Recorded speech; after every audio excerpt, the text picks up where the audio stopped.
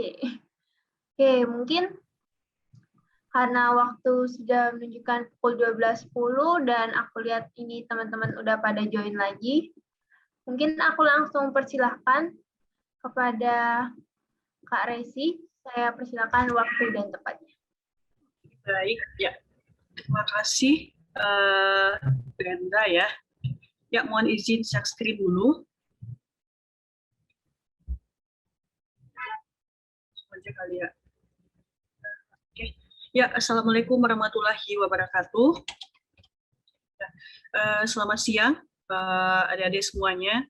Sebelumnya saya mengucapkan terima kasih banyak kepada teman-teman panitia dari HMSGE ITS yang sudah menyelenggarakan acara ini.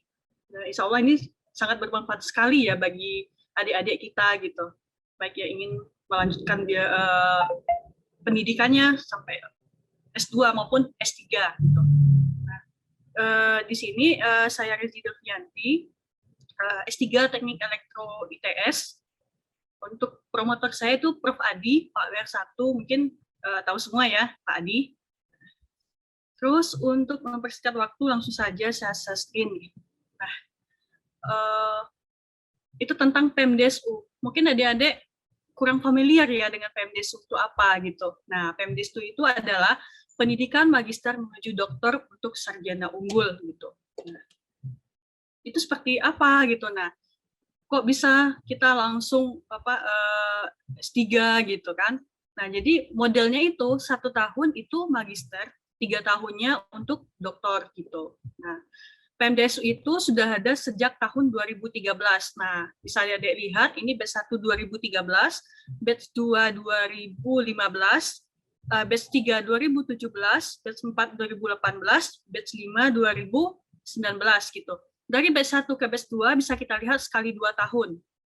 Batch 2 ke batch 3 juga sekali 2 tahun gitu. Tapi dari batch 3, 4, 5 itu sekali setahun gitu. Kenapa bisa begitu? Karena kan PEMDESU itu tujuannya itu kan kita menghasilkan publikasi gitu ya. Nah, jadi memang dari senior itu publikasinya itu berkualitas dan banyak. Makanya Dikti itu membuka sekali setahun aja seperti itu. Nah, jadi sekarang itu sudah batch 5. Nah, batch 5 itu dibuka tahun 2021. Nah, sebenarnya 2020 itu mau dibuka, tapi karena corona jadi ditunda jadi tahun 2021 gitu. Nah, kuotanya itu 152 gitu. Nah, kuota ini gimana cara menentukannya gitu. Nah, berbeda dengan LPDP tadi ya. Kalau LPDP tadi kan dia beasiswa gitu. Intinya ketika kita dapat beasiswa, kita bisa bawa kemana gitu kan. Nah, PEMDESU itu kita modelnya kita mencari profesor yang sesuai dengan jurusan kita. Nah, adik-adik teknik sipil bersyukurlah. Kenapa? Karena teknik sipil itu selalu ada gitu. Memang si PEMDESU itu lebih banyak ke saintek gitu ya. Nah, ya untuk sosial itu agak kurang gitu. Jadi ya bersyukurlah dari teknik sipil karena kesempatannya terbuka lebar gitu. Nah, terus apa saja yang kita dapat dari PEMDESU itu? Nah, pertama, itu kita ada dana penelitian 60 juta per tahun. Terus kita juga ada pengalaman ke luar negeri gitu. Jadi kalau yang beasiswa LPDP itu kan pilihannya kalau nggak luar negeri, dalam negeri kan gitu. Nah, kalau PEMDESU itu dia ada kita ke luar negeri, itu semacam peningkatan publikasi atau kolaborasi riset gitu. Nah, kolaborasi riset ini tergantung komunikasi kita dengan profesor di sana. Bisa juga kita join degree gitu. Atau kita jadi kolaborasinya itu lama gitu. Dari Dikti itu kan cuma 6 bulan tuh. Tapi kalau misalnya kita bisa menjalin komunikasi dengan profesor di sana, kita bisa lebih dari 6 bulan, bahkan ya seterusnya gitu. Nah, terus biaya pendidikan. Nah, kita kan ada S2 dan S3. S2 itu 3.750.000. S3 itu 4 juta per bulannya gitu. Nah, terus biaya hidup ya yaitu standar BPPDN gitu. Kalau LPDP itu kalau saya katakan dia sistemnya udah bagus ya karena udah lama juga LPDP. Kalau PEMDESU itu sistemnya itu programnya bagus tapi sistemnya itu belum sebagus LPDP gitu. Bisa kita lihat kan kalau LPDP itu apa ya terkenal gitu ya, sosmednya aktif gitu. Kalau PEMDESU itu nah itu di situ kurangannya gitu. Nah, terus kalau kita ke luar negeri ya bisa kita mendapatkan ada supervisor gitu, ada pengalaman di luar negeri karena kan ada kan riset kita yang di Indonesia itu apa namanya itu tidak bisa kita lakukan di Indonesia gitu. Atau kayak saya misalnya ya penelitian saya itu di bidang renewable energy gitu. Perdagangan energi di Indonesia kan belum ada yang menjual listrik gitu kan. Apalagi ya cuma PLN. Nah, ini kan kita mainnya di renewable gitu. Nah, kebetulan saya itu di Australia gitu. Nah, di Australia itu sudah gitu. Tapi ini karena corona, jadi saya masih online gitu sama profnya ya. Kita online dulu, nanti selesai corona baru berangkat gitu. Baru berangkatnya itu Januari gitu, karena bordernya masih ditutup sampai Desember ini gitu. Nah, kita juga dapat koneksi ya, koneksi gitu. Juga fasilitas di sana dan itu dibiayai oleh Dikti gitu. Nah, jadi besar juga sih biayanya. Kalau di Australia itu per bulan kita dikasih 2.000 dolar Australia gitu. Nah, perbandingannya itu di Indonesia itu kita dikasih 22,5 juta itu bisa hidup 6 bulan. Di sana itu sebulan gitu. Memang kayak gitulah Dikti, dia mau memberi besar ya demi kualitas publikasinya kita gitu. Nah, alur pendaftarannya itu seperti apa gitu. Nah, PMDSU itu sistemnya begini. Nanti ketika sudah buka tuh kan daftar nama promotor, kita cari dulu siapa promotor yang sesuai dengan riset kita gitu atau penelitian kita gitu. Nah, misalnya penelitiannya, contohnya kayak elektro aja ya. Misalnya saya itu misalnya penelitiannya motor listrik ya dulu. Nah, motor listrik, tapi ketika dilihat profesor yang tersedia itu nggak ada motor listrik, adanya renewable gitu. Saya tetap daftarkan yang renewable itu gitu. Kenapa? Karena kan kita juga masih belajar kan ya satu tentang renewable gitu. Jadi saya daftarkan aja. Nah, tipsnya itu kan promotor itu misalnya ya untuk yang teknik elektro atau teknik sipil itu misalnya ada di UGM, ITS, ITB misalnya, terus apalagi UI gitu ya, ada 4 gitu. Nah, kita daftarkan saja ke 4-4-nya. Kenapa? Karena kita nggak tahu siapa yang akan memilih kita gitu. Nah, kalau saya dulu itu mendaftar di 4, ada di ITB, UGM, UI, 5 deh USU, ITS gitu. Nah, terus setelah itu kita udah tahu siapa promotornya. Nah, kita hubungilah via email gitu. Nah, kita hubungi via email, kita sampaikan kalau kita tertarik, kenapa kita memilih universitas tersebut gitu. Terus ya pokoknya jalin komunikasi gitu. Intinya tunjukkan kalau kita itu benar-benar layak Bapak pilih gitu loh. Nah, gimana caranya gitu? Secara kita nggak kenal dengan profesor kita, itu lewat CV gitu. Nah, ini saya lihat untuk adik-adik yang bergabung ini ada angkatan 2020, 2021, 2019 kan masih 2018 masih bisa dikatakan angkatan muda ya. Jadi caranya itu supaya kita mendapatkan banyak tawaran beasiswa atau kita mau mendaftarkan diri ke beasiswa manapun, itu perbaguslah CV kita gitu. Portofolio kita itu diperbagus. Caranya gimana? Dengan mengikuti lomba-lomba gitu. Kan banyak tuh lomba-lomba gitu. Kalau menang ya alhamdulillah, kalau enggak apa-apa. Yang penting kita udah pengalaman, bisa kita evaluasi, tahun depannya bisa ngulang lagi gitu kan. Nah, jadi itu adik-adik ikutlah lomba gitu. Jangan jadi mahasiswa yang ya kuliah-kuliah aja, mungkin IPK-nya 4 tapi pengalamannya nggak ada gitu. Karena begini ya, promotor itu akan memilih orang, ibaratnya saya sebagai promotor gitu. Nggak mungkin lah asal memilih mahasiswa, ini loh riset besar, kalau salah memberikan kepada mahasiswa, nanti kan bisa gagal gitu ya, rugi siapa? Saya juga gitu kan. Nah makanya promotor itu pasti selektif sekali memilihnya gitu. Pertama dia akan melihat CV kita, oke gitu. Terus akademiknya oke gitu. Nah, terus seperti ini kan kayak panitia yang mengadakan acara ini kan bisa dikatakan ya leadership-nya bagus. Kenapa? Karena terkoordinir gitu kan.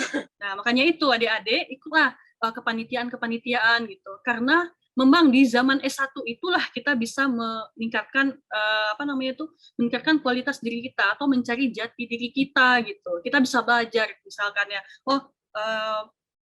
ternyata di ini yang HMSG ini mengadakan acara seperti ini gitu. Oh, kurangnya di sini gitu. Di situ kan kita bisa belajar gitu. Nah, jadi disitulah. Jadi kemampuan leadership adik-adik bagus, kemampuan manajerialnya bagus gitu. Akademiknya bagus. Nah, itulah sebenarnya yang dicari gitu. Karena ya yang namanya kita studi pasca itu kita dituntut untuk multitasking gitu. Gimana multitaskingnya ya? Ibaratnya ya, deadline-nya itu dalam minggu yang sama ngerjain proposal dana penelitian, terus ada lagi laporan keuangan, terus persiapan buat ke luar negeri gitu. Nah, kalau misalnya orang yang nggak fokus itu susah, orang yang terbiasa ya dia cuma ngerjakan ya satu aja gitu, itu dia nggak susah gitu, karena kita dituntut untuk multitasking gitu. Nah, terus itu tadi kan kita udah lakukan mencari promotor gitu. Terus saya juga udah singgung sedikit tadi gimana caranya meningkatkan branding diri gitu. Terus kita daftarkanlah ke Pasca gitu, Pasca ITS gitu. Nah, perlu adik-adik ketahui di ITS itu sistemnya gugur gini. Maksudnya gini, waktu zaman saya dulu, semua orang yang daftar, misalnya ada promotor Prof. Adi, semua orang yang daftar ke Prof. Adi, itu diterima semua di paskanya gitu. Nah, tahun sekarang, itu misal yang daftar ke Prof. Adi ada 10. Prof. Adi itu di awal udah tentukan siapa orangnya, sehingga yang 9 itu ya digugurkan. Nah, sayangnya di situ gitu. Kalau pas zaman saya dulu, yang daftar banyak itu diterima semua, setidaknya kan LOE-nya bisa disimpan buat LPDP gitu. Sekarang enggak gitu. Justru digugurkan, ya kasihan juga ya gitu. Nah, kayak gitu sistemnya sekarang di ITS gitu. Jadi kalau tipsnya itu kita harus pastikan dulu lah gitu, kita enggak sih yang diterima. Kenapa? Karena kan daftar di ITS itu 750.000 kalau nggak salah itu pendaftarannya. Terus belum lagi yang punya TPA gitu. Nah, jadi sayang aja sih gitu. Tapi kalau daftar ke UI nggak usah pakai TOEFL, nggak usah pakai TPA gitu. Yang penting keterima pasca udah gitu aja kalau seleksi pasca sarjana di UI gitu. Nah, jadi itu berbarengan itu kita mau win promotor, kita menghubungi apa namanya itu daftarkan diri di pasca gitu. Dikti itu sebenarnya dia cuma oke-oke kan aja. Dikti cuma seleksi administrasi aja. Hak veto itu ada di promotor gitu. Jadi kalau misalnya mau daftar beasiswa ke PMDSU misalnya kan, oh tahu promotornya Prof. Adi gitu. Ya kita lebih ke yang mungkin Prof. Adi, yakinkan Prof. Adi. Karena ketika Prof. Adi oke, pasca juga oke gitu. Nah dikti juga oke kayak gitu. Jadi dikti itu cuma mengokekan aja lah gitu kan. Nah, nggak mau diklik. Nah, nih tips dan triknya dari saya itu, kita cari informasi secara detail mengenai promotor yang dituju. Itu kan bisa cari itu di webnya. Nah, terus tipsnya lagi itu misalnya kan kita mau melamar renewable energy. Sedangkan background kita itu dari kita di bagian profil kita sampaikan, saya melihat diri saya itu sebagai seorang wanita yang cepat belajar, misalkan bertanggung jawab gitu. Dan saya juga menyukai hal-hal yang berhubungan dengan renewable energy ya. Tuliskan itu gitu. Jadi sesuaikan, misalnya ada teknik sipil ya, saya juga nggak paham ya teknik sipil ini penelitiannya apa aja gitu. Misal tentang jembatan, ya udah tulis saja kita tuh tertarik dengan jembatan, kenapa gitu, tuliskan. Gitu. Jadi prof itu ketika melihat oh anak ini nih sesuai nih gitu, dia juga tertarik nih dengan penelitian saya gitu. Terus sampaikan juga kenapa memilih beliau gitu. Lihat juga kan di Scopus beliau atau Google Scholar, tulis saja misalnya Prof. Adi Google Scholar gitu. Nah terus keluar tuh penelitian beliau gitu ya. Misal sampaikan Bapak penelitian di bidang itu, mungkin kalau saya dibimbing oleh Bapak gitu, nah saya bisa ya baratnya ya bisa ya belajar lebih dan bisa saya implementasikan juga nantinya kan kayak gitu. Nah terus hubungi semua promotor yang berhubungan dengan jurusan atau prodi gitu. Nah kayak teknik sipil ya sekarang itu tuh gini deh, kita S3 itu dituntut untuk mencari novelty gitu. Nah misalnya nih saya electro power gitu ya. Kalau kita di electro power aja itu susah kita mencari novelty gitu. Yang namanya S3 kita harus mendapatkan sebuah novelty, ada kebaruan gitu. Nah, jadi kebaruan itu ada dua juga. Yang pertama, metodenya benar-benar baru. Yang kedua, itu metodenya udah ada, tapi diaplikasikan di hal yang baru gitu. Nah, jadi itu kita harus lihat juga gitu. Jangan terfokus saya ini motor listrik nih nggak ada yang sesuai dengan saya nih gitu, atau kayak teknik sipil saya ini misalnya bagian jembatan-jembatan gitu. Nah padahal yang tersedia itu kayak tata wilayah kota gitu ya, sebenarnya kan nyambung juga itu karena sekarang itu trennya kolaborasi jurusan gitu. Kayak saya itu kolaborasi dengan anak IT gitu. Nggak bisa kita orang power aja itu aja yang kita cari, novelty-nya nggak bisa. Harus dikombinasikan dengan jurusan. Ya bisa juga kan teknik sipil kolaborasi dengan elektro gitu. Jadi kayak gitu modelnya. Kita jangan terfokus saya mah bidangnya motor listrik gitu. Saya juga harus motor listrik, itu susah gitu. Nggak zaman lagi sekarang itu kita terlalu ibaratnya ya pokoknya satu bidang ini harus ini, itu nggak zaman lagi gitu. Sekarang zamannya mengkombinasikan bidang-bidang gitu. Terus buat CV semenarik mungkin. Nah, itu seperti yang saya katakan tadi, adik-adik yang masih muda-muda ini kesempatan untuk berprestasi itu masih banyak gitu ya. Ikuti lomba, apalagi sekarang tuh ya, kan banyak tuh lomba karya tulis, atau kalian ikuti tuh konferensi internasional gitu. Mungkin di ITS juga ada kan dikasih itu kalau misalnya kita lomba ada dana gitu, karena itu manfaatkan gitu, karena itu membantu sekali mungkin baik adik-adik yang mau melanjutkan kuliah ataupun bekerja gitu, karena dilihat oh CV-nya bagus gitu. Tapi kalau misalnya CV-nya cuma ada nama, ada nilai ada apa namanya itu, ada ya skill-nya sedikit gitu, itu kan orang nggak usah lah ini gitu kan. Nah makanya dengan lomba-lomba oh banyak juga nih pengalamannya gini-gini gitu. Mumpung sekarang conference kan serba lomba karya tulis ilmiah, mumpung sekarang itu serba online ya, kita kan bisa mau kemana-mana kan gitu. Jadi tuh pokoknya untuk membuat CV semenarik mungkin, yang pertama itu kita ya ikuti lomba dulu, persiapan dulu kan. Nah buat adik-adik ini nih, nah persiapan gitu. Nah terus juga nanti yaitu dituliskan profil kita, sesuaikan dengan yang kita tuju gitu. Kayak yang saya sebutkan tadi, kalau misalnya kalau kita yang dilamar itu renewable energy, ya daftarkan renewable energy juga, tuliskan di CV kita gitu. Misalnya ada 5 profesor gitu ya udah misalnya satu renewable, yang satu artificial intelligence, ya udah dibeda-bedakan gitu. Kayak gitu sistemnya. Itu semacam tips saja ya gitu. Nah, hubungi dengan mengedepankan attitude gitu, karena prof itu akan melihat attitude kita loh. Karena gini, anak yang misalnya akademiknya kurang, tapi attitude-nya bagus, dia mampu berkomunikasi gitu, itu nanti dia akan bisa menyelesaikan gitu. Apa manajerialnya bagus gitu kan, nah, dia akan mampu itu mengkomunikasikan dan menyelesaikan penelitian itu gitu. Makanya attitude-nya harus bagus. Oh, salam, kenalkan dulu diri kita, maksud kita apa gitu. Terus salam penutup gitu kan.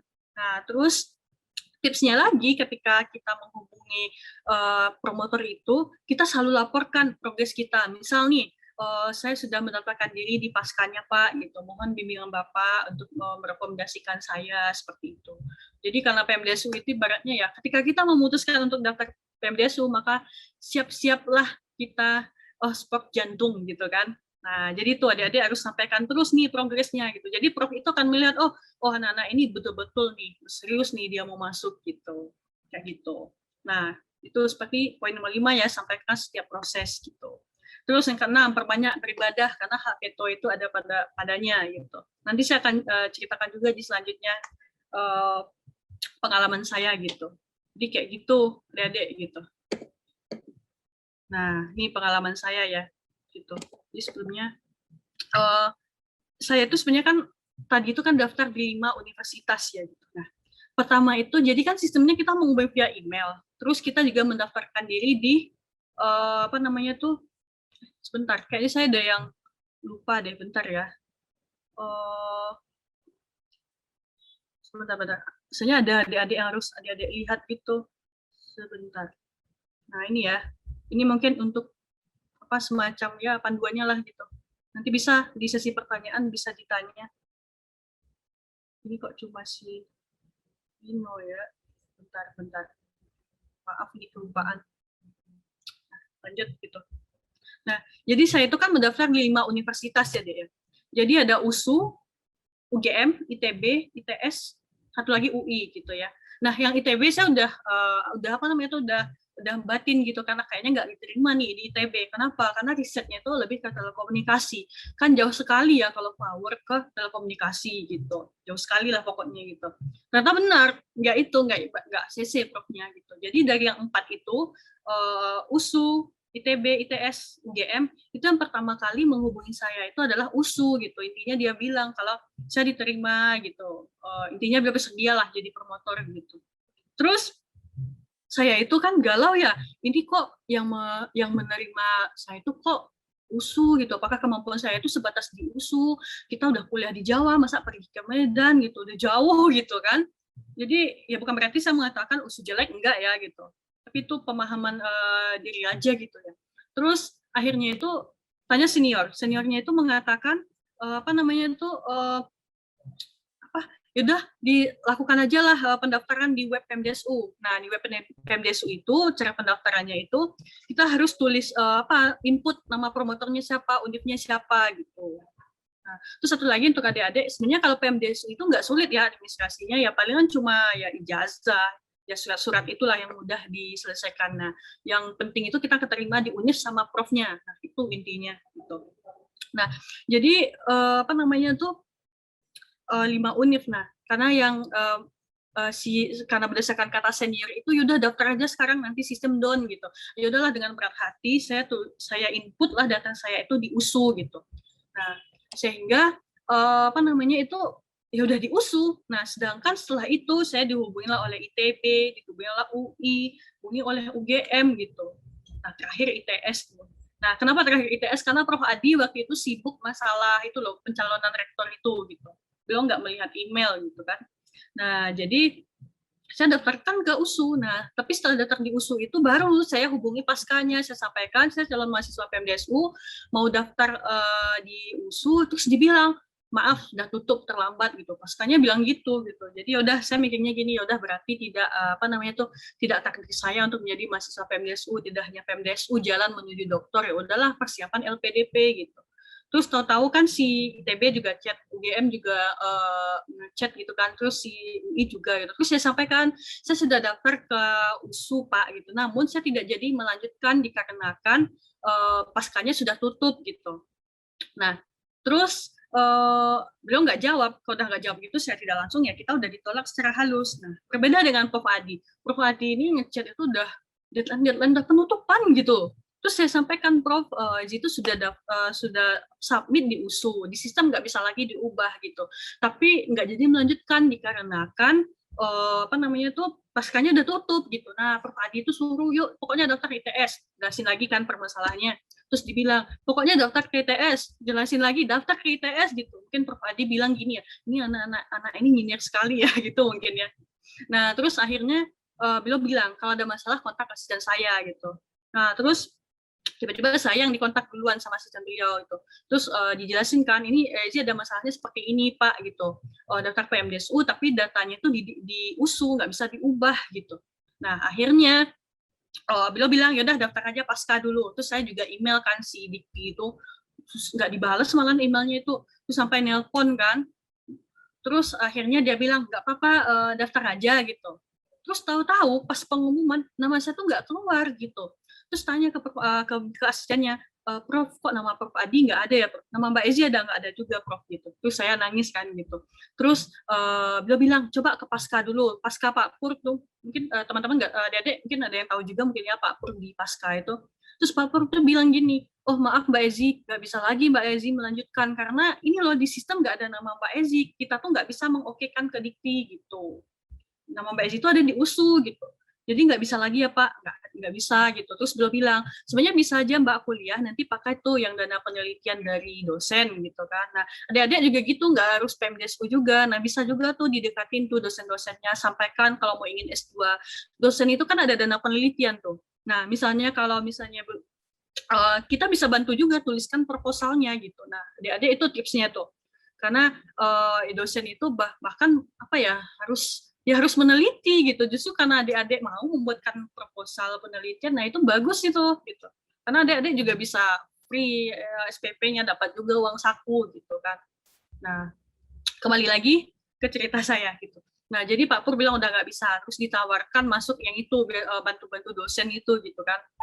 Terus dibilang sama siapa namanya tuh Pak asisten beliau, Mbak Ezi mau nggak ke Dikti gitu? Mau Pak gitu. Tapi kayaknya kalau saya ke Dikti saya harus bawa surat dulu tuh dari Pasca gitu, ibaratnya benar legal gitu kan. Ya udah minta surat ke Pasca. Terus di Pasca dimarah-marahi, Bu Direktur Akademik, Bu Siti Mahmudah kan, dibilang kalau ini nggak pernah terjadi seperti ini gitu. Sekarang kok lagi nih, terus dibilang kan, kalau misalnya dulu tuh udah konfirmasi sebenarnya Bu ke Dikti oke-oke aja lah, tahu-tahu pas pengumuman nggak ada gitu. Ibu tuh marah-marah tapi tetap dibikinkan gitu kan. Terus akhirnya saya pergilah ke Dikti, sampai Dikti itu dibilangin, kalau ngapain sih Mbak jauh-jauh ke sini, orang Pasca aja nggak selesai. Terus saya dalam hati lah, kata Pasca nggak bisa gitu. Terus akhirnya sistem apa namanya itu, sistemnya kembali dibuka lagi, Terus orang pasca lah yang mendaftarkan saya, besoknya keluarlah nama saya kayak gitu. Jadi dari sini bisa kita lihat kalau PMDSU itu hak vetonya itu ada pada promotor gitu. Nah, jadi di ITS itu kan banyak tuh buka PMDSU yang kita yang tahun ini tuh udah ada 20 gitu. Nah, adik-adik bisa tuh sistemnya gini, kan ada misalnya 20 kota. Satu promotor itu hanya memilih satu mahasiswa. Tapi ketika ada promotor lain yang tidak memiliki mahasiswa, maksudnya nggak ada yang daftar ke beliau gitu, nah itu bisa tuh promotor lain dapat 2 kayak gitu. Nah, jadi sistemnya itu memang hak vetonya itu ada di promotor gitu. Pepet teruslah promotor calon-calon calon-calon profesor, ya calon-calon pembimbing kita itu. Nah, mungkin bagi adik-adik juga bisa kan melihat misalnya, oh ada prof ini kayaknya bagus deh, kita tawarkan, Prof, saya itu mau jadi bimbingan Prof misalnya, karena itu ada program PMDSU Prof gitu, Prof apakah mau Prof menulis mengajukan diri gitu, nanti saya bantu proposalnya gitu kan aja gitu. Jadi kita harus jemput bola, sekarang itu zamannya jemput bola, nggak bisa kita menunggu aja. Kalau kita menunggu aja maka orang-orang akan ngebut berlari gitu kan. Nah, maka dari itu untuk adik-adik apa ya, ibaratnya kalau suka duka kita dalam S3 itu kan banyak ya. Nah, cuma pesan saya untuk adik-adik itu seperti ini. Ketika kita ingin menginginkan sesuatu, kok nggak bisa diklik tuh. Nah, kita harus siapkan dulu nih di posisi start itu kita harus siapkan diri kita gitu ya. Udah siap di diri kita, maka kita berjalan dulu gitu. Dan nikmati prosesnya dulu gitu. Kita rasakan itu ketika berjalan itu kita sambil mengevaluasi, oh ini udah benar nggak ya jalan kita, udah benar nggak ya gitu. Nah, selanjutnya oh udah benar kita berlari gitu, oh ini bisa dikerjakan nih, oh ini bisa nih sama kayak anak-anak S1 sekarang gitu ya. Pas S1 kita nikmati dulu, oh bagus nih, yaudah berlari, kerja prestasi juga, multitasking kan semuanya gitu. Nah, cuma ya itu ketika kita memilih jadi mahasiswa yang aktif, yang berprestasi, ya jam tidur kita ya pasti terganggu lah ya gitu. Nah, ketika udah berlari itu ya nggak mesti loh kita itu selalu mulus saja gitu. Ada saatnya itu yang namanya ya ibaratnya lika-liku kehidupan. Nah, gimana cara kita meresponnya? Yaitu berjalan dulu gitu. Jangan langsung berhenti nih, habis berlari jangan langsung berhenti. Berjalan dulu, nikmati. Oh, ini saya salahnya di mana ya, evaluasi dulu gitu. Tuh sambil berjalan. Oh, nggak tahu nih, nggak tahu jalannya gitu. Berhenti dulu. Nah, berhenti di sini maksudnya kita ibaratnya itu muhasabah diri gitu ya, muhasabah diri, berhenti, ya mungkin ya me time dulu gitu, apa menenangkan pikiran dulu dan lain-lainnya. Pokoknya berhentinya bukan misalnya nih kita berada di sini, nah kita jangan berhentinya di sini gitu, kita tetap berhenti di sini untuk mencapai tujuan ini seperti itu. Nah, kita udah berhenti, kita udah mengevaluasi, udah menyiapkan strategi, plan A, plan B, plan C-nya, barulah berlari lagi gitu. Nah, kita berlari, kita udah sukses, nah sehingga kita menemukan kemenangan, maka jangan lupa kita rayakan. Nah, rayakan di sini bukan kita party, mau menghabiskan uang tuh nggak seperti itu. Mungkin merayakan dengan berbagi juga. Mungkin traktir teman nggak apa-apa gitu, tapi jangan party-party yang diskotik kayak gitu ya gitu. Atau kita merayakan dengan cara berbagi, bersedekah kayak gitu. Nah, terus jangan lupa nih, dalam setiap kehidupan itu kita harus ingat kalau kita tuh akan kembali gitu. Kita tuh akan mati gitu. Jangan sampai nih sibuk berjalan berlari ibadahnya nggak dilakukan gitu. Padahal kita itu akan kembali gitu. Itu yang perlu diingat-ingat gitu. Jadi kalau untuk ketika ada tuh adik-adik yang bertanya gimana caranya suka dukanya apa gitu. Jadi saya lebih menjawabnya seperti ini gitu. Kenapa? Karena suka duka setiap orang tuh berbeda-beda gitu. Tergantung kan gitu. Makanya mending kita fokus gimana sih cara meresponnya gitu. Pokoknya jangan sampai kita berhenti gitu. Cari solusi, segala sesuatu tuh ada solusi gitu. Nah, jangan lupa kalau kita tuh akan mati ya. Gitu. Nah, ya. Mungkin sekian presentasi dari saya. Sebelumnya saya ada sebuah quotes yaitu Tuhan tidak hanya memilih yang mampu, tetapi juga memampukan yang terpilih. Jadi bagi adik-adik itu jangan pernah merasa takut, bisa nggak ya, gitu. Ketika adik-adik itu sudah terpilih, itu Tuhan itu pasti akan memampukan kita. Itu intinya. Yang penting kita berusaha gitu. Ya mungkin kita udah terpilih, kita tidur aja nggak mau usaha, ya nggak bisa gimana mau dapat solusi gitu. Kayak gitu. Sekarang itu zamannya sudah berubah gitu. Kita harus pikirkan gimana caranya supaya kita tetap hidup gitu. karena perubahan itu cepat sekali gitu. Nah, oke, sekian dari saya. Terima kasih. Wassalamualaikum warahmatullahi wabarakatuh. Wah, terima kasih Kak Resi, keren-keren banget. Ini tentang renewable energy ya, kebetulan saya juga punya ketertarikan pada renewable energy Kak. Iya, kalau di sipil mungkin biasanya larinya ke hydro Kak. Oh, hydro. Jadinya pembangkit listrik tenaga air. Ya, nyambung itu ke elektro. Bahkan dengan kelautan juga nyambung malahan. Iya. Kalau kelautan kan biasa yang tidal ya kalau nggak salah. Iya, memang bagus. Sekarang kalau kita yang teknik itu ya nyambung-nyambung aja sih sebenarnya gitu. Kecuali dengan teknik busana ya itu ya jauh gitu. Iya. Iya, bagus itu malahan. Oke, aku mungkin buka nih sesi tanya jawab.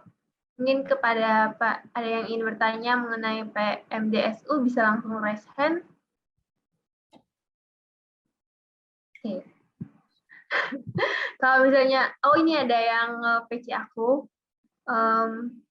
Ini Kak, ada pertanyaannya, program ini berlaku untuk semua tamatan jurusan S1, dan apakah program ini hanya berlaku tamatan universitas negeri saja? Oke. Ya.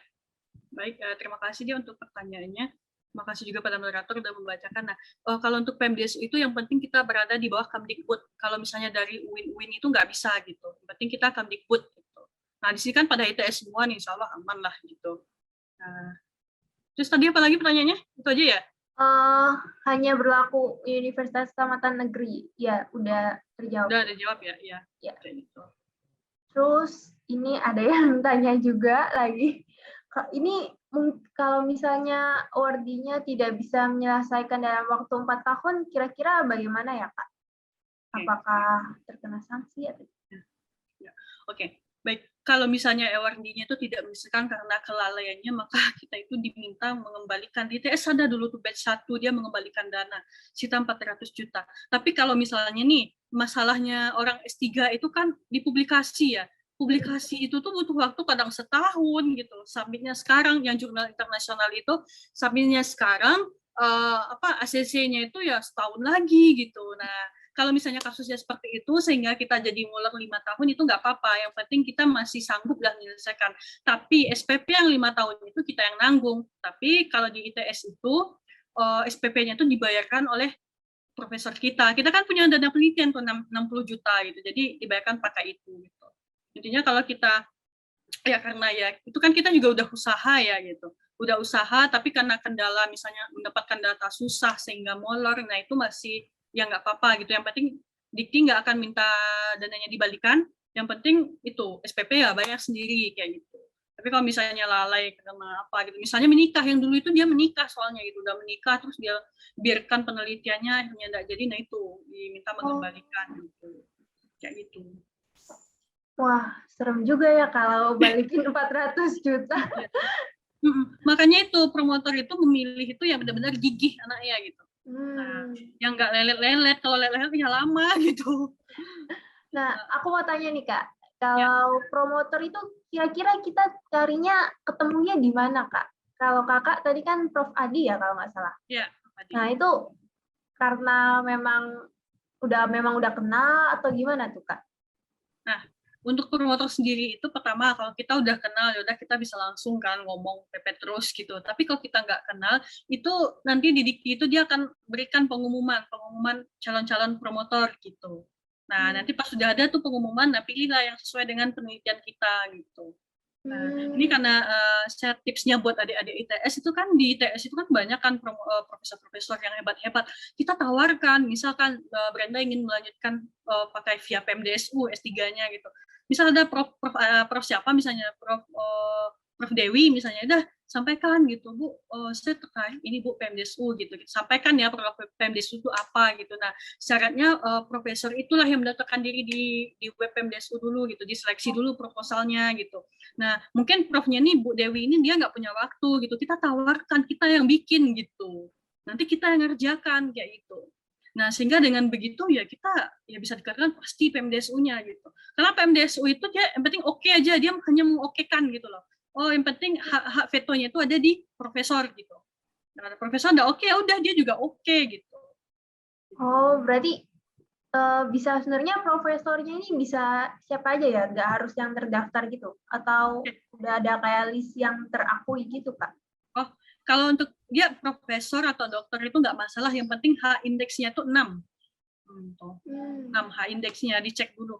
Biasanya kan kalau udah dokter, udah profesor mah H indeksnya udah aman ya. 3 malahan minimal itu diminta 3. Jadi aman lah gitu. Oh, boleh jelasin dikit nggak, Kak? H indeks itu apa, Kak? Soalnya H baru indeks itu dengar. begini, jadi H indeks itu ketika misalnya kita melakukan sebuah penelitian. Penelitian misalnya tentang panel surya gitu. Nah, ternyata misalnya ada nih orang lain dia juga melakukan tentang penelitian lain tentang panel surya. Terus dia jadikan referensi punya kita. Nah, itu Oh, otomatis kan itu jadi H indeks kita jadi 1 gitu. Terus ketika kita banyak penelitian, terus juga ada sih rumus-rumusnya itu ketika kita banyak penelitian H indeks kita akan naik gitu. oh, jadi kita Dibagi. disitasi ya anggapannya. Iya, disitasi, Jadi Ya, semakin ya itu pasti banyak lah prof itu udah disitasi ya, banyak ya. banyak lah. Iya, kayak gitu. Oke, mungkin ada yang mau bertanya lagi nih. Oh, ini ada yang titip pertanyaan ke aku. Sepertinya tidak mau dibacakan dari siapa. Dek, titip pertanyaan ya, bila ada suatu masalah dengan promotor atau profesor pembimbing ketika di tengah kuliah S3, apa bisa minta ganti atau tidak ya, Kak? Apa-apa di yang terakhir apa tadi kurang jelas? Apabila ada suatu masalah dengan promotor atau profesor pembimbing ketika di tengah kuliah S3, apakah bisa diminta diganti? Minta diganti. Oh, ini deh. Kalau untuk profesor itu nggak bisa diganti. Cuma kita itu kan PMDS itu sistemnya ada profesor atau S3 itu ada modelnya promotor, co-promotor 1, co-promotor 2 gitu. Nah, ketika kita nggak apa namanya susah misalnya menghubungi profesor 1 gitu, atau mungkin nggak sesuai gitu ya, kan masih ada 2 lagi bimbingan dengan yang kedua yang ketiga. Kalau misalnya dari 3 ini masih tidak suka, tapi sekarang kan PMDSU kita atas nama Prof itu kan caranya adalah belajar sendiri, diskusi dengan senior, pak dosen lain gitu solusinya gitu. Nggak bisa diganti, nggak bisa. Kalau co-promotor itu bisa diganti. Tapi kalau untuk promotornya nggak bisa diganti ya. Promotor atau co-promotor itu sebenarnya sama kayak pembimbing sih gitu. Tapi istilahnya di S3 promotor dan co-promotor gitu. Jadi jangan takut gitu. Kalau co-promotor itu harus, tadi kan kakak di ITS, apa itu harus juga di ITS juga, Kak? Atau boleh beda? Oh, kalau untuk co-promotor itu di ITS saja gitu. Cuma boleh beda. Sebenarnya ada sih PMDSU lain itu dia co-promotornya kalau orang kimia ya. Jadi ada orang kimia farma gitu malahan. Kalau di ITS, yang penting itu apa ya, terserah profnya aja lah gitu Kak. Oh, kalau profnya oke, pokoknya udah. Oke, dikti itu cuma oke aja dia tuh. Kalau misalnya kalau kayak aku ya dia itu promotor Pak Adi, co-promotor itu teknik fisika Pak Imam Abadi. Nah, yang co-promotor 2-nya itu masih orang elektro juga tapi beda lab gitu. Jadi suka-suka promotor mau siapa gitu. Nah, cuma itu tantangan buat kita ya gitu. Kalau kayak kakak itu permasalahannya Prof Adi itu sibuk gitu, WR1 lah kan. Nah, jadi modalnya ke Prof Adi itu cuma minta tanda tangan aja gitu. Jelasin aja kan gini-gini, ini gini-gini Prof, beliau udah oke-oke aja gitu. Nah, bimbingannya itu sama co-promotor 2 gitu. Memang kita banyak belajar sendiri ya gitu. Terus juga tanya-tanya senior gitu. Karena kalau misalnya kita cuma nunggu di bimbing itu nggak bisa gitu. Tapi kalau anak-anak ITS ya insya Allah itu udah bagus lah, udah mandiri gitu ya. Untuk skill teknisnya ya nggak diragukan sih gitu. Nah, itu seperti itu. Tadi kakak ambilnya power ya, kalau Iya. elektro. Ya, makanya deket banget sama renewable energy. Oke. Mungkin ada teman-teman lain yang mau tanya, jadi yang tanya terus nih. Mungkin kalau malu bisa lewat PC. Ngapain malu? Nggak usah malu-malu. Nah, ini satu lagi ya, Dek. Adik-adik itu nggak usah malu-malu. Kenapa? Karena gini, ketika kita kuliah S2, S3 itu kita kan belajar sendiri tuh. Nah, sedangkan pemahaman kita itu ya sepintar apanya kita kan pasti ada kita yang nggak paham ya. Kita akan banyak bertanya ke senior gitu. Jadi memang komunikasi itu dipentingkan gitu. Nggak hanya untuk yang mau lanjut kuliah, yang adik-adik yang mau kerja pun juga komunikasi itu penting gitu. Komunikasinya jelek orang nggak akan suka gitu. Kayak gitulah. Jadi nggak usah malu-malu, tanya aja. Nggak ada yang salah kok. Iya. Dulu aku juga malu-malu gitu sih ya waktu S1. Tapi udah terakhir-terakhir nggak ada malu-malu lagi gitu. Ya buat apa kita malu-malu? Karena dengan kita malu-malu, kita jadi kurang lah informasi gitu. Kayak gitu. Nggak usah malu-malu, biasa aja mah. Oke, ini sepertinya mungkin baru pertama kali ada HMSGI. Mungkin masih malu-malu. Iya, malu-malu. Nggak usah malu-malu mah. Oke, mungkin abis ini bakal ada 2 pertanyaan lagi. Mungkin setelah itu bisa kita cukupkan. Mungkin ada teman-teman yang mau bertanya lagi, bisa langsung raise hand. Gak usah malu-malu, kata Ibu. Nggak usah malu-malu ya. Oke, ada yang PC lagi. Nggak apa-apa. Kalau dalam dunia kerja S3 itu kalau dalam dunia kerja S3 itu dibutuhkan atau tidak? Misal dalam BUMN contohnya, atau lebih ke pengalaman kerja yang dilihat. Baik. Kalau kita S3 itu macam-macam, ada yang kerja di BU, ada juga kok alumni PMDSU yang kerja di BUMN. Ya di ITS itu ternyata banyak yang ngambil BUMN malahan ya, karena skill teknis kita itu kan ibaratnya nggak diragukan ya, gitulah. Meskipun ada kurang-kurang ya masih oke juga lah dibanding dengan ini kan ITS semua kan ya, ya kan? Dibanding universitas lain gitu. Jadi ya mereka, apalagi kita justru bagus ya ketika kita S3 masuk ke BUMN itu posisinya langsung tinggi gitu. Nah, kayak gitu.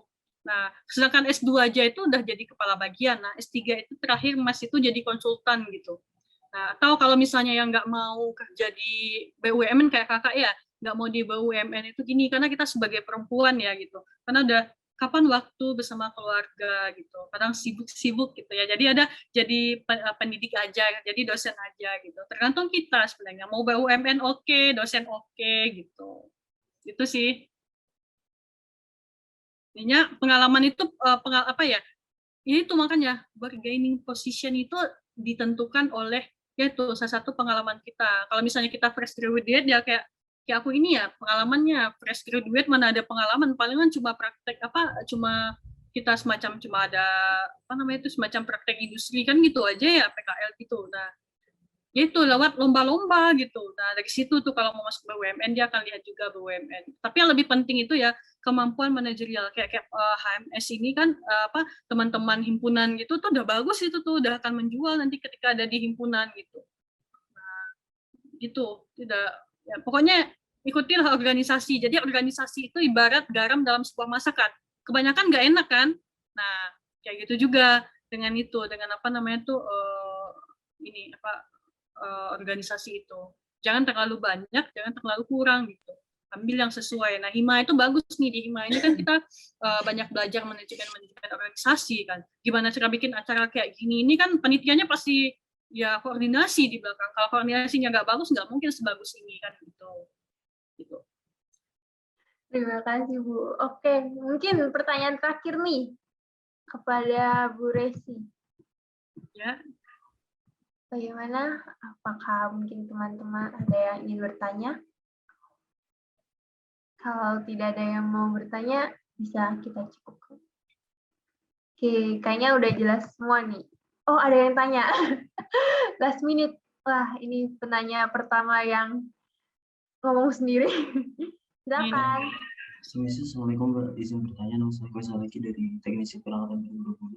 Jadi izin bertanya, kan ketika kita milih promotor kan berarti kan kita akan memilih seorang yang lebih senior daripada kita dan mungkin mereka memahami apa yang bidang kita inginkan gitu. Nah, mungkin dari pengalaman Mbak dan sebelum-sebelumnya itu mungkin apa sih kesalahan-kesalahan yang sering kita lakukan terhadap promotor? Kan promotor tetap sebagai orang yang lebih senior gitu. Mungkin karena mungkin dari kerja kita yang atau gimana cara komunikasi kita dan lain-lain yang mungkin menjadikan hal itu fatal kemudian membatalkan beasiswa kita dan lain-lain gitu. Kan menurut saya promotor itu kayak menjadi kunci utamanya gitu loh. Kalau mereka enak sama kita bakal dilanjutin, kalau enggak bisa jadi di tengah jalan itu tiba-tiba kayak diputus itu. Terima kasih Mbak, seperti itu. Ya, baik. Silakan Mbak. Ya, terima kasih Ois. Ya. Jadi untuk di awal tuh memang komunikasi kita yang menentukan. Mungkin kalau misalnya kita udah kenal dengan bapaknya ya enak ya gitu, udah tahu kita ya pasti ya beliau juga akan menilai kita aktif nggak kita itu dulu gitu. Pasti dipilih kita kalau gitu udah aktif, udah secara akademik oke, secara organisasi oke, itu pasti dipilih gitu. Ya, karena itu tergantung promotor ya. Kalau aku itu lebih memilih ke anak-anak yang apa ya, kalau dia itu dilihat, misal kalau kenal ya oke, dia gigih nggak gitu. Dia gigih, oh dia gigih, oh ini boleh nih. Misal kemampuan akademiknya ya oke, bisa dia mau belajar lah gitu, akademiknya agak kurang sedikit gitu ya, udah nggak apa-apa ambil aja gitu. Ada juga yang profesor gitu, dia menentukan pokoknya IPK-nya yang tinggi gitu. Itu Prof Adi kemarin itu mencari IPK-nya tinggi gitu. Tapi nggak juga ya, karena dulu itu saingan saya di ITS itu ada satu anak itu, selain ITS ada anak UI, IPK dia 4, tapi nggak dipilih. Kenapa? Karena dia nggak ikut organisasi gitu. Nah kayak gitu, padahal 4 loh UI gitu. Nah jadi nggak dipilih dia tuh gitu. Nah, jadi di awal itu cara kita komunikasi itu ya seperti dijelaskan tadi, kita harus salam gitu ya, pokoknya disampaikan setiap proses kita gitu kan. Terus ada juga ketika Prof itu ngetes kita, pokoknya kita pasti akan dites gitu. Kadang chat kita nggak dibalas dulu, itu salah satu cara beliau ngetes ya. Mungkin chat kita nggak dibalas, terus kita email nggak dibalas misalnya, terus kita email terus kan apa ya, kadang kurang apa ya, kadang profnya nggak suka gitu, tapi kita coba misalnya email sekarang gitu, terus misal setelah beberapa hari lagi kalau nggak dibalas, misal setelah 3 hari baru email lagi gitu. Nah jadi kemampuan apa ya, kita bernegosiasi itulah sebenarnya yang akan menentukan lulus atau tidaknya kita gitu. Nah kalau adik-adik yang komunikasinya bagus, kegigihannya itu ditunjukkan gitu, nah itu insya Allah keterima sih gitu. Nah karena yang kuncinya itu adalah promotor gitu. Ada juga kan, misalnya cuma kita harus itu juga ya, harus apa ya, harus apa namanya tuh, harus suka stalking. Maksudnya begini, kan kita dalam PMDSU itu kan kita yang apa namanya tuh, oh ya satu lagi gini, Prof itu mungkin akan melihat juga sosmed kita gitu. Nah jadi itu sosmednya itu kalau misalnya isinya tuh yang apa ya, baratnya yang alay-alay dikunci dulu lah gitu kan. Gitu. Tapi kalau misalnya enggak ya udah pokoknya jangan alay-alay lah gitu loh. Jangan foto-foto apa, misalnya foto-foto yang lagi pacaran yang mesra-mesraan itu di-share. Nah itu profnya akan bilang, wah anak ini nggak betul. Sebenarnya kan belum tentu nggak betul kan ya gitu. Nah jadi seperti itu. Memang branding diri kita itu di awal tuh harus ditunjukkan gitu. Nah, karena beliau yang akan memilih gitu. Kalau enggak, kalau misalnya di awal kita udah dicap kurang apa ya, kurang sopan misalnya, itu susah gitu. Kayak gitu. Gimana, Kois? Cukup menjawab sih Mbak, terima kasih. Ada yang belum terjawab? Mungkin kalau kayak bukti realitanya di masa Mbak itu, mungkin dari temen yang benar-benar emang ada buktinya, terus sampai dia diputuskan dan lain-lain, atau enggak ada? Kurang jelas ya, kurang jelas. Permisi, dia jelas. Tadi kalau nggak salah aku nangkepnya apakah ada bukti langsung yang kayak dananya diputusin, bener nggak Kois? Iya mungkin selain kayak permasalahan nikah itu. Selain yang permasalahan nikah, ada nggak Mbak yang diputus lagi? Cuma itu sih, kalau untuk permasalahan itu cuma itu sih, tapi itu untuk batch 2 ya. Batch 1, batch 2 sampai batch 5 ini udah nggak ada lagi kok sistem-sistem seperti itu gitu. Permasalahan dengan promotor tuh biasanya suka ngilang sih gitu. Itu satu lagi. Ya, suka ngilang. Sehingga kan kadang ada kan posisi apa ya, ketika ada promotor itu santai, kayak Prof Adi itu sistemnya beliau santai, beliau tahu beres saja gitu. Nah, tapi itu kita jangan sampai ngilang dikasih kepercayaan gitu, karena bisa jadi bermasalah gitu. Nah, jadi ketika kita kasih percayaan seperti itu, ya kita benar-benar kerjakan, harus mandiri gitu pokoknya. Insya Allah lah kalau kita misalnya ya, kita udah apa namanya tuh, udah selalu berproses, pokoknya ya kunci dengan promotor itu adalah komunikasi. Nah, S3 itu seperti itu, komunikasi, manajerial waktu, nah itu. Nah, kayak gitu. Kita harus mampu lah memanage waktu gitu. Komunikasi dengan prof itu selalu gitu. Kan ada kondisi kita nggak tahu nih, ini udah buntu, ini mau diapain gitu. Komunikasikan dulu dengan prof gitu. Nah, atau kita cari sendiri gitu. Kalau aku sih tipenya itu yang lebih ke apa-apa cari sendiri, tiba-tiba profnya cuma validasi gitu. Yang penting kita sampaikan, jangan sampai profnya minta A, kita ngerjakan B gitu. Nanti malah repot kan, waktu jalan terus gitu. Nah itu, insya Allah aman sih sebenarnya kalau untuk masalah dengan prof, kalau masalah beasiswa sekarang itu. Jadi nggak usah takut dicabut, yang penting ya itu konsekuensinya kalau nggak selesai bayar UKT sendiri gitu. Nah, kayak gitu.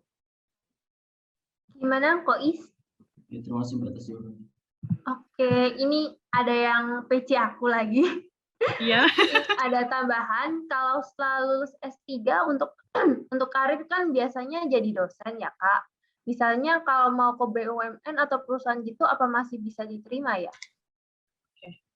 Ya, kayak baiknya.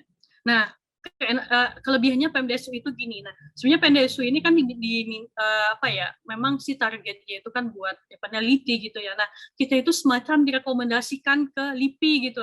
Kan sekarang kayak ada CPNS kan. Nah, jadi DIKI itu mengeluarkan surat yang isinya ada kan daftar-daftar nama-nama kita. Intinya diminta nama-nama kita ini diprioritaskan gitu. Karena secara record-nya udah jelas gitulah intinya gitu. Jadi itu kalau yang mau CPNS ya enaknya di situ kita direkomendasikan gitu. Atau jadi dosen pun kan sekarang kan dosen-dosen harus S3 ya gitu. 2025 itu harus sudah S3 semuanya. Makanya dosen sekarang banyak yang masuk S3 gitu. Nah, kita beruntung lah gitu. Kalau kita di PMDSU karena udah lulus S3 gitu. Atau kalau mau ke BUMN juga ada banyak senior kita yang di BUMN malah yang kayak Skovindo, Pertamina gitu, PLN gitu. Malah bagus posisinya, langsung naik posisinya mah gitu. Gitu. Tapi yang cowok-cowok sih yang banyak, ada juga yang postdoc. Nah, postdoc itu mungkin bisa jadi alternatif juga ya bagi adik-adik yang ingin cari pengalaman, yang suka riset gitu. Ingin gaji besar ya itu di luar negeri gitu. Postdoc aja 6 bulan mah udah kaya itu gitu. Bisa juga postdoc gitu. Jadi nggak usah takut ya untuk kerjaan. Ibaratnya kan ketika kita berusaha itu sebenarnya apa ya, ibaratnya takdir yang baik-baik itu udah ada aja sebenarnya gitu. Tinggal kitanya mau berusaha apa enggak gitu. Nah, gitu. Yang penting ya semangat terus gitu. Oke Kak, semangat terus ya, apalagi lagi pandemi ini harus memang dijaga semangatnya. Oke, mungkin tadi menutup sesi tanya jawab kita, ini juga ada oleh-oleh online. Oleh online ya. Mungkin saya minta tolong teman panitia saya share screen. Mungkin ada yang foto, screenshot. Siapa nih yang screenshot? Halo? Oke, mungkin aku aja. Oh. Ya udah, aku aja bro. Oh ya. Mulai pose ya. 1, 2, 3. 1, 2, 3. Udah. Makasih Brenda. Terima kasih Mbak Resi. Sama-sama. Terima kasih juga. Mungkin ada closing statement terakhir Mbak? Oke, ya. Closing statement buat adik-adik semua mungkin begini ya. Kita tahu kita sama-sama berada di tengah pandemi gitu. Tapi bukan berarti kita harus menikmati WFH di rumah. Kita harus tetap produktif gitu. Kenapa? Karena kita nggak tahu kapan dunia ini kembali normal gitu. Nah, karena kita juga tahu kan kalau misalnya saat pandemi ini semua serba digital ya kan. Pesan-pesan apa digital gitu. Ibaratnya itu mempercepat 5.0 gitu. Nah, kita tahu 5.0 itu semua serba artificial intelligence gitu. Nah, akan banyak pekerjaan-pekerjaan itu yang akan digantikan gitu. Nah, makanya itu, mumpung pandemi ini kita harus tetap mengupdate dan upgrade skill kita gitu. Nah, intinya seperti itu. Nah, jangan kita dibuai oleh kondisi gitu. Nah, mungkin Dek ya. Terima kasih. Terima kasih Bu Mbak Resti. Oke. Ini buat teman-teman saya ingatkan kembali untuk mengisi link feedback karena ini akan data ini akan digunakan untuk membuat sertifikat. Nah, tadi kan Mbak Resti dari tadi ngomongin tentang renewable energy ya. Nah, kita dari HMS juga ada podcast narasi. Nah, kemarin tuh kita udah ngomong-ngomong renewable energy sama Pak Aas dari Staf Kepresidenan Bidang Energi. Nah, buat teman-teman bisa banget nih dengerin podcast kita. Bagus nih malahan. Bagus ya, sama Pak Aas dari UGM. Bagus. Oh, kenal? Tahu, Mbak? Tahu, Dek. Oh, ya. kemarin beliau bersedia untuk jadi narasumber podcast. Narasumber, ya. Bagus, sukses ya. Sukses terus ya buat HMSGE. Ya, terima kasih Mbak. Ya. Oke, mungkin teman-teman yang sudah mengisi feedback bisa dipersilakan meninggalkan ruangan.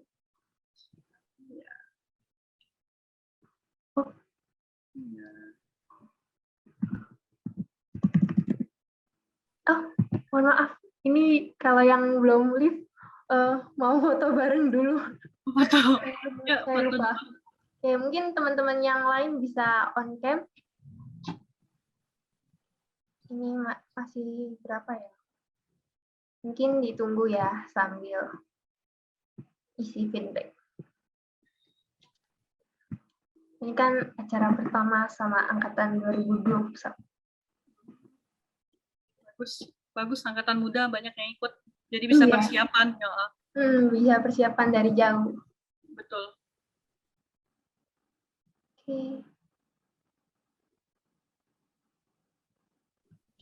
Oke, mungkin udah on cam semua ya? Mungkin nggak semua, tapi udah bisa. Mungkin ada panitia yang bisa screenshot. Oke, mungkin aku screenshot ya. Mulai dari slide 1 ini ada 6 slide soalnya. 1, 2, 3. 1, 2, 3. 1, 2, 3. 1, 2, 3. 1, 2, 3. 1, 2, 3. Udah. Oke, terima kasih teman-teman. Boleh meninggalkan ruangan Zoom. Sehat selalu ya. Terima kasih Mbak Resi. Sama-sama.